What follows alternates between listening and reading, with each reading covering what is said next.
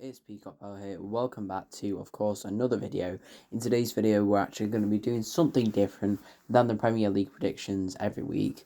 In this video, as you might have seen, I've finished my GTA 5 story mode series. So I've decided that I'm going to do a review. So we're not going to waste any more time, and we're going to get into like the first kind of section of the story mode and explain why it's good and why I liked it and why a lot of people have liked it. So let's roll the clip of the first episode, one of the best episodes actually in the game, I actually think. So let's go. So as you probably know by now, guys, this is the prologue, the first episode of GTA 5 story mode, and it's based in North Yankton, where Trevor, Brad and Michael have to actually rob a bank. I think the brand's called Bobcat or something, but basically they have to rob the bank. They only leave with about 178,000, which at that time they had flip phones, not flip phones, and obviously stuff.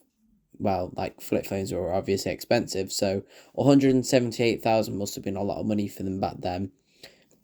So as you can see, they actually have to escort the workers into the back, and then this is a fun part where Michael actually has to ring, do the phone bomb ring thing. So yeah, it's kind of, I don't really know what you call it, but basically that. And as you can see, it blows up the vault. So now getting on to the bit where they're actually in the vault, and here they are in the vault. They're picking up money. Yeah, it's kind of the basic thing, and you can see there they end up going out with 178,000, which I don't know if they were in a rush or that's what they wanted. But this is a really dramatic bit when he actually pulls the gun at him, and you have to shoot the guy. This is quite an intense moment, right? Like right at the start of GTA's story mode, which honestly, when I did this, I was a bit scared that I shoot Michael, but no, luckily I didn't actually. I killed the guard, and that was that. So that was pretty dramatic, and still they're all as a squad. And then onto the part where they actually get out of the bank, where all the police crowd them. That's a pretty cool part, which I'll show now. So now we have the part where they actually open the garage, and they've got a 5-star wanted level. Pretty crazy just for a bank like this. It's not a huge bank. It was like a bank in like a little village. But yeah, as you can see, they do start to shoot them. At the time, the kind of didn't. I don't, they didn't have much professional equipment. The police then. And then, well, I don't know why I'm telling you that part, but that's probably not what you're interested in. But yeah, all they have to do is just kill the police here. At first, actually, because I didn't really know how to play GTA, I found this quite hard. But yeah, so this was the first mission. And you actually have to get to the car, which I'll also show you now. So now you can see they're in the car, just, minding their own business, thinking, oh, we've got away. And then all of a sudden, the police are behind them. And then without, no notice, what happens is Trevor shoots them. Sorry about the silence. I'm actually watching this and reacting. And then he's shot. All of a sudden, he's just shot like that.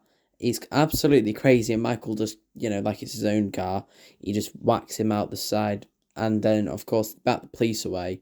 And what happens then is you drive for a bit. And I know I shouldn't just go on about this bit, but you have to get to the helicopter, which, spoiler alert if you've never played the story mode, you never get to it. Because the police actually, they know where you're going. You can literally not get to a helicopter any way possible. So basically what happens is you have to turn in here, and the train, by unluckiness, is actually coming. So I actually made near enough a perfect drift there. And I thought, oh, I might make the train, but no, it's like scripted. You will not make the train, however hard you try. Then this is what happens: is you get hit. You drive into the tree and you have to get out, and then basically they're just fighting for now. They have to clear off the cops for a good minute or two, and then what happens is, which I'll skip to now. So actually what I've done is I actually cut out the bit on when I was recording it 2 years ago. I actually skipped the bit where Michael was shot, but Michael and Brad were both shot. Brad actually died there. Michael was shot, but he was taken in, and he pays the FIB to clear his name up, and he was able to get away with it. And as you can see, Trevor has to use someone as a hostage then to get away. So what happens if Trevor gets her, as you can see, says, "Oh, I'm going to kill her," and he runs away, as you can see. And then they go searching after Trevor, can't find him, and then what it skips to is the funeral of Michael Townley, because at the time his name was Michael Townley. And it skips to his funeral, where he died, because he never died at all. And as you can see, this is a funeral. They have the coffin where Brad actually is, because he died. They had to use Brad. Trevor never knew that Brad actually died until till he digs up his grave. And here you can see that is actually one of the cops. When he shot Brad. I actually never knew this until now. I've just realised. And as you can see, just there, that is Michael Townley. He's watching it all go down when it's actually Brad in the grave and not Michael. And Trevor didn't know for the next 10 years. And then that is on to the first episode, which I'm not doing every episode of the series, by the way. Basically, what happens is then Trevor eventually finds out that Michael's still alive and gets angry at him. So we're going to skip to another key episode in the story. And then 10 episodes later, as you might have seen, the episode Fame or Shame, Trevor appears, out of nowhere. Michael is caught off, he had no clue. He was caught by surprise, not thinking that Trevor would just come, out of the blue. And yeah, so I'll show you what he says. Somebody say yoga? So if you knew by now, this was the second episode. I know I've just gone to the 22nd fact of the second, but this is how the characters were introduced. As you can see, this is Michael at the therapist, talking about the problems of, his son, his wife and stuff. And then you've, of course, got, the therapist who's there. And then what happens is Michael, he sees himself out. And then, if you've not seen already, Franklin appears. Unless they buried it under the sand, fool. Another brilliant Lamar Davis production. Man, fuck you. Hey, excuse me, homie. Can you tell me where Berto Beach House is? No, homie, I cannot. Man, would you come on? Fuck. Actually, yeah. It's that house right there with the yellow stairs. Yeah. Good looking out, homie. Appreciate it. So that little bit there is how, Franklin was introduced to the story. He's with Lamar, going down the pier path, whatever you want to call it. And he sees Michael, and they're trying to get somewhere. So he asks Michael for the directions. He says no, and then he changes his mind and tells him where to go. And then, they see themselves off. And as you can see, this is the first episode where you actually do get to play as Franklin. You do walk down like this alleyway, actually, where it leads you to these two cars that you have to steal. Then you've got to race back to a dealership, Simeon's dealership. And in a later episode, Franklin does actually meet Michael again.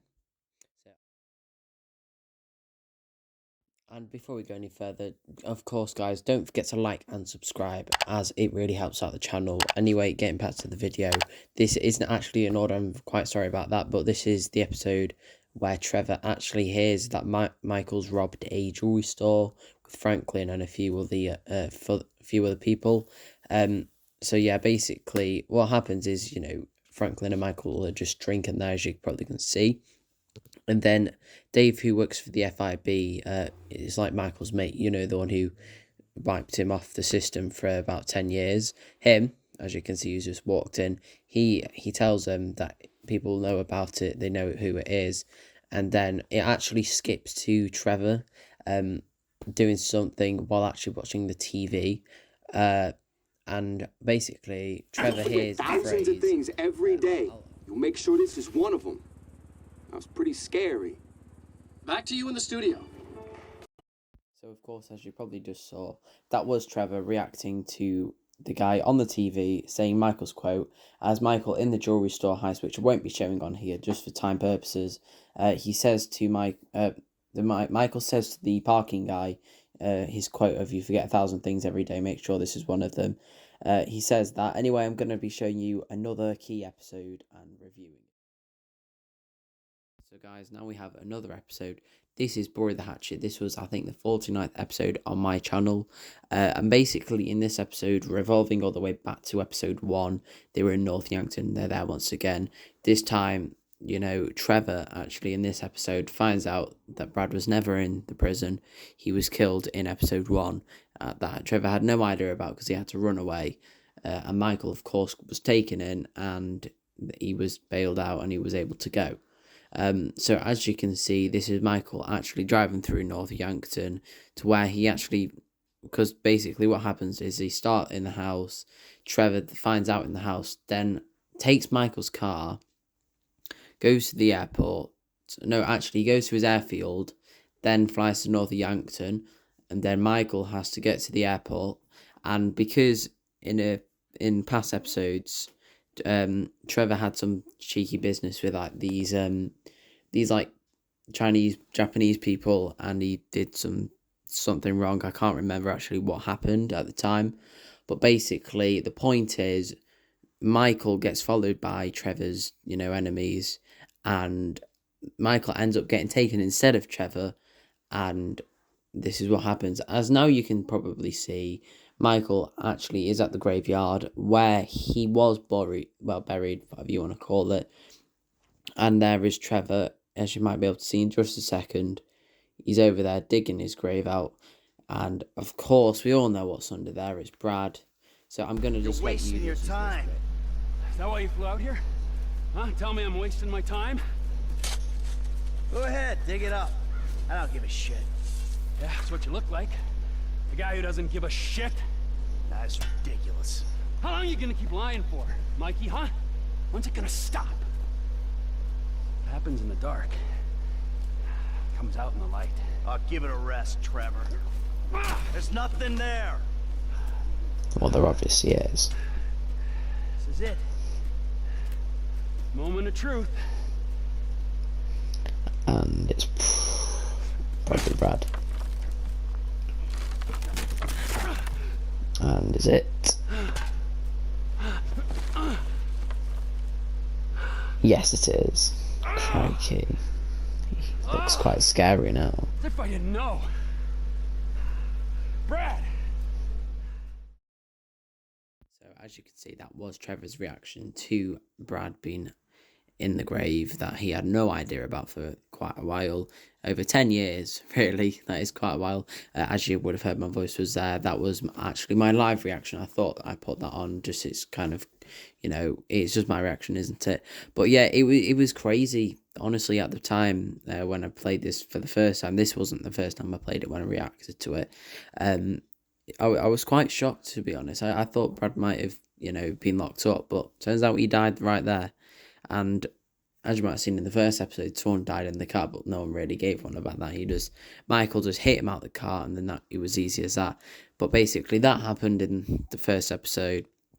And what now happens is Trevor and Michael kind of like have a fallout with each other, and kind of like, you know, things were complicated for them for quite a few episodes.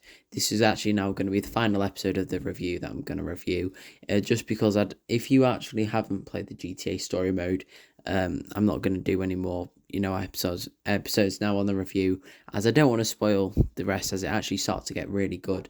And as in the final episode, as you probably might have seen on my channel if you haven't already, watch the whole series if you want to, or don't. Play if you want instead. But yeah, basically I won't be doing any more episodes on this review, so we're going to get straight to the outro. So yeah guys, that has been the GTA 5 story mode review today.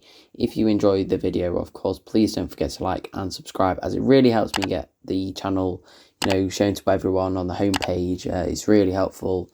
And also, if you didn't know already, we're trying to hit 300 subscribers before Christmas. Do I think it'll happen? Not really, just because the videos haven't been as good as I thought I could have made them, and I haven't uploaded as much as you might have seen. So I'm quite sorry about that. I'm trying to work with what I've got, to be honest, but I've not uploaded in a while. I've just, celebrated 250 subscribers, and then that was it. I just took a bit of a break, and if you didn't see, there was the international break of the football. I guess that kind of gave me a week just to get a new big video ready. So hopefully this one was quite a good video if you enjoyed it. Anyway, I won't be wasting any more time. This was definitely a straight up 10 out of 10 review. You should definitely play the game if you haven't already. And yeah, that has been Peacock Power as usual. You've probably known for quite a while. So yeah, as usual, my name has been Peacock Power. Peace out, guys.